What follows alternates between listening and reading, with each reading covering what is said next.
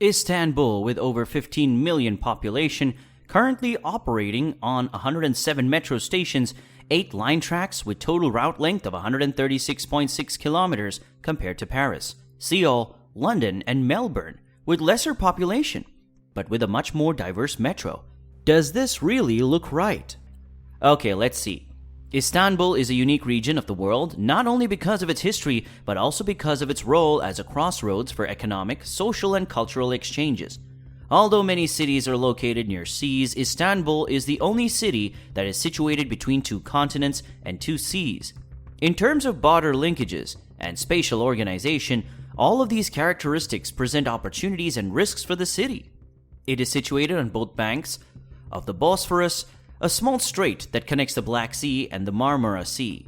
This is Europe's largest city, and it experienced rapid industrialization and urbanization in the second half of the 20th century.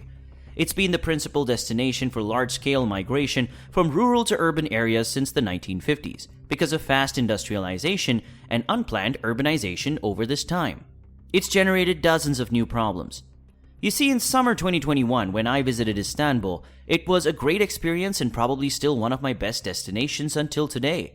If I wanted to capture the overall mood of Istanbul, I'd have to compare it to Tokyo or New York City. These cities appear to be worlds apart on the surface, but they have a lot in common. Istanbul has the world's 3rd oldest subway system with 573 meters in length, located in the Beyoğlu district.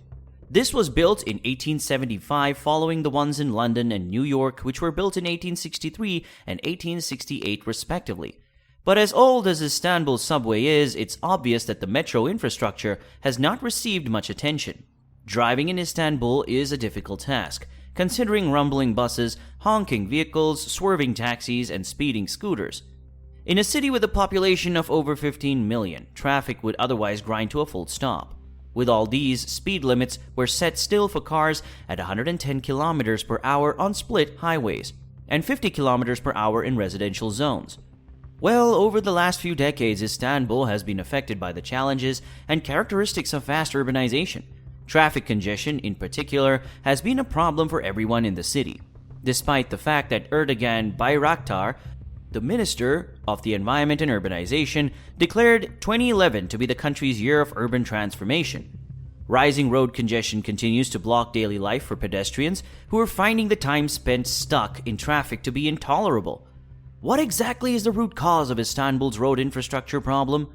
Let's take a look at Istanbul's city public transportation system.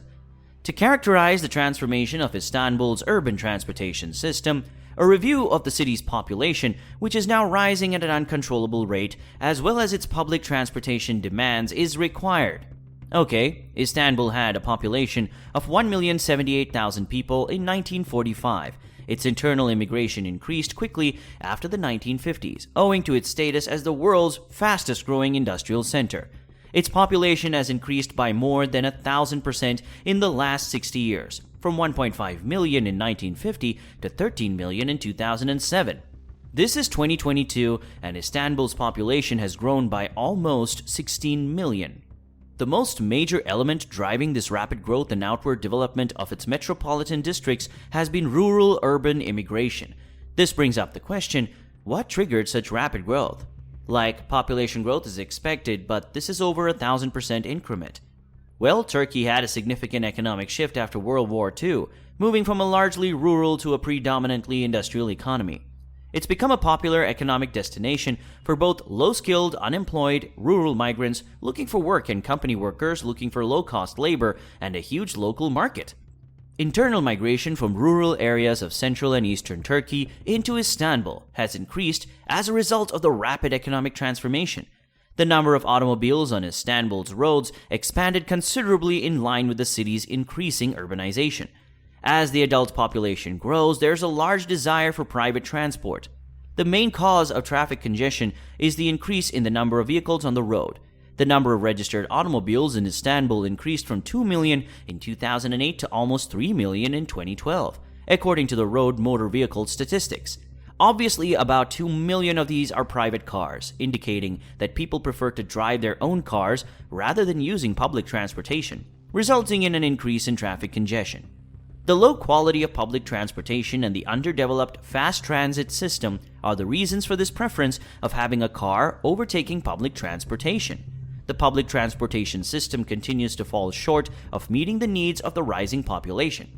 Okay, for instance, Tokyo Metropolitan has double the population of Istanbul, but public transportation in Tokyo is simple and well designed. Central Tokyo itself is relatively small, meaning renting a bicycle is a practical and fun way to navigate the city just like in the Netherlands. However, rapid population growth has been a significant problem for the Istanbul Metropolitan Municipality and the Turkish government in terms of providing adequate transportation, infrastructure, and services to these neighborhoods. As a result, increased traffic congestion is caused by a rise in the number of automobiles on the road as well as an underdeveloped public transportation infrastructure. Although Istanbul is not a bicycle-friendly city and cannot be compared to Utrecht, Amsterdam, or Copenhagen, development of more bicycle lanes in addition to 36-kilometer bicycle lanes on the Anatolian and European side could ease the road congestion. For example, in the Netherlands, the average adult pedals about 1,000 kilometers a year, and there are more than 35,000 kilometers of dedicated bike parts. This has kept shared roads safe for two-wheeler traffic, reducing the risk of dangerous accidents. According to Istanbul Metropolitan Municipality figures, over 2 million passengers utilize public transportation each day, with over 7,000 buses operating on a daily basis regularly.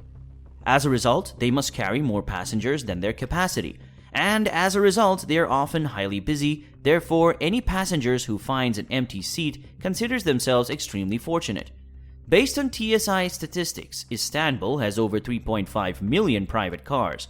If present population growth continues, Istanbul's population is expected to exceed 25 million in 10 years. This indicates that the number of vehicles on the road will continue to rise over this period. A quick growth in automobiles and reduction in traffic congestion are incompatible. If there isn't enough cycling infrastructure, buses, trams, metro systems, or local trains, people will be compelled to drive themselves to work. Several new metro lines in Istanbul have been proposed, including the M11 metro line and the new Istanbul Airport Metro, which will connect the new airport to the city center.